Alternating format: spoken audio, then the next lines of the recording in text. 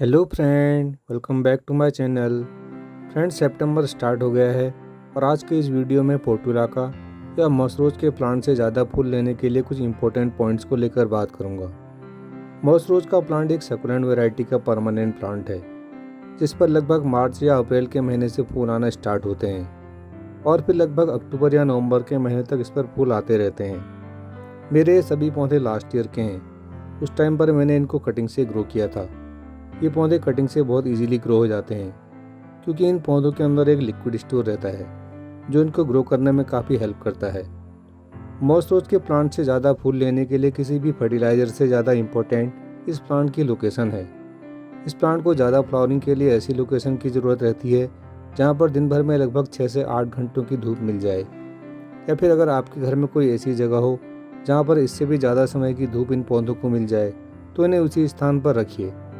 मेरे पास इसके जितने भी प्लांट हैं ये सभी देसी वैरायटी के हैं। ये सभी पौधे सिंगल पेटल में होते हैं, यानी कि इनकी सिर्फ एक ही पंखुड़ियाँ होती हैं। ये सुबह लगभग 9 बजे से खिल जाते हैं और शाम के 4 बजे के आसपास इनकी पंखुड़ियाँ मुरझाने लगती हैं। इसलिए इस प्लांट को 9 o'clock के नाम से भी जाना जाता है। इसमें एक वैरायटी के और भी पौधे आते हैं जिनमें थोड़ा बड़े आकार के फूल आते हैं। वो इसकी हाइब्रिड वैरायटी के प्लांट होते हैं जिन पर बंचेज में फ्लावरिंग होती है और वो देखने में इनसे ज़्यादा अच्छे लगते हैं। लेकिन फ्रेंड, जो पौधे मैंने ग्रो किए हैं भले ही ये सभी देसी वैरायटी के सिंगल पेटल वाले प्लांट हैं, लेकिन फिर भी ये पौधे लगातार हो रही बारिश या फिर सर्दियों में तेज़ ठंड पड़ने पर भी ख़राब नहीं होते। इस वैरायटी के पौधे एक बार लगाने पर सालों साल आपके गार्डन में बने रहते हैं।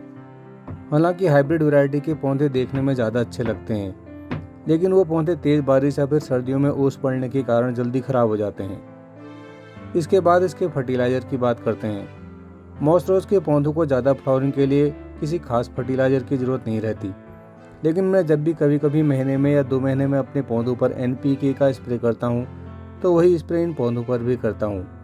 बाकी इसके अलावा मैंने कभी भी इन पौधों पर किसी फर्टिलाइज़र का स्प्रे नहीं किया।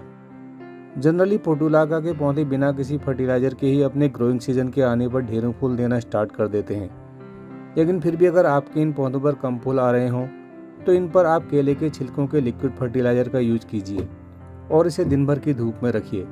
इन पर कुछ ही दिनों में ज़्यादा फ्लावरिंग स्टार्ट हो जाएगी क्योंकि केले के छिलकों के लिक्विड फर्टिलाइज़र में पोटास की मात्रा काफ़ी ज़्यादा होती है जो पौधों पर जल्दी फ्लावरिंग प्रमोट करता है।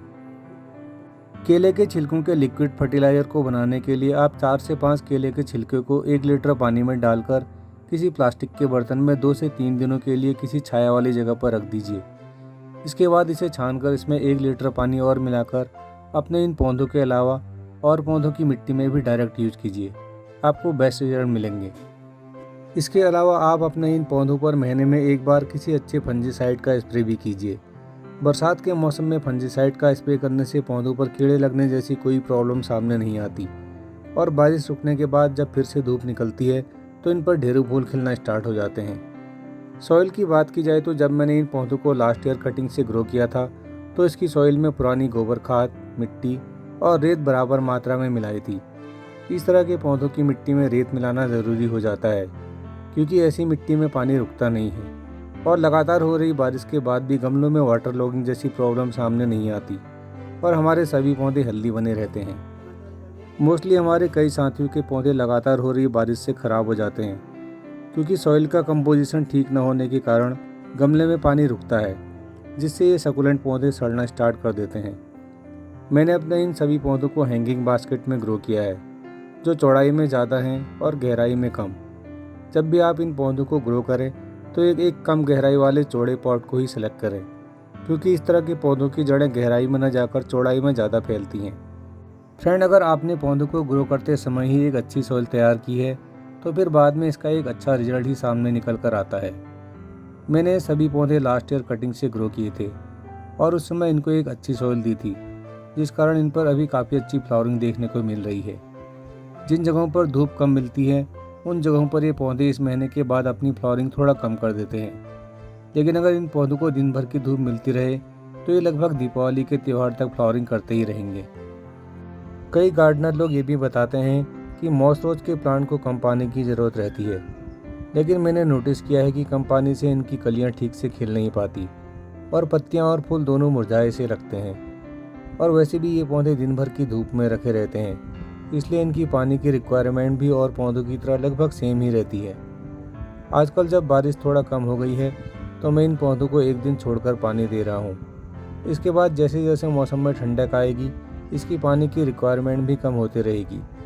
और नवंबर के बाद इन पौधों का एक रेस्टिंग पीरियड स्टार्ट हो जाता है और उस समय हम इनकी हार्ड प्रूनिंग कर देते हैं, क्योंकि अगर तेज़ ठंड और ओस पड़ने के कारण इसकी एक भी ब्रांच खराब हो गई तो फिर पूरा प्लांट खराब हो जाता है। तो फ्रेंड्स, ये तो कुछ इंपॉर्टेंट पॉइंट्स जिनको अगर हमने ध्यान में रखा तो हमारा ये मौसरोज का प्लांट ढेरों फूल देने के साथ साथ सालों साल हमारे पास बना रहेगा।